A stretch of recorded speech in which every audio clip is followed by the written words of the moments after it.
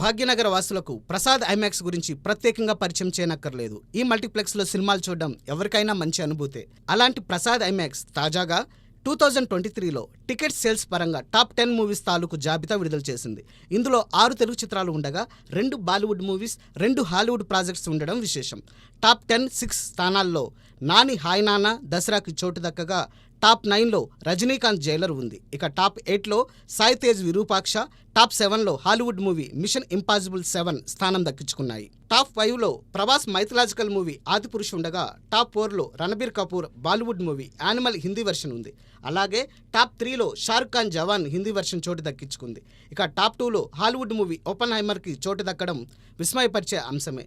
అణుబాంబును కనిపెట్టిన ప్రముఖ భౌతిక శాస్త్రవేత్త రాబర్ట్ ఓపెన్హైమర్ జీవిత చరిత్ర ఆధారంగా ప్రముఖ హాలీవుడ్ దర్శకుడు క్రిస్టోఫర్ నోలన్ ఈ చిత్రాన్ని తెరకెక్కించారు. ఇక నెంబర్ 1 స్థానాన్ని కైవసం చేసుకున్న చిత్రం విషయానికి వస్తే ప్రభాస్ ప్రశాంత్ నీల్ కాంబోలో వచ్చిన సలార్ ఆ ప్లేస్ దక్కించుకుంది. ఏదేమైనా ప్రసాద్ ఐమాక్స్ రిలీజ్ చేసిన ఈ టాప్ 10 లిస్ట్ గమనిస్తే ఓ విషయం స్పష్టం.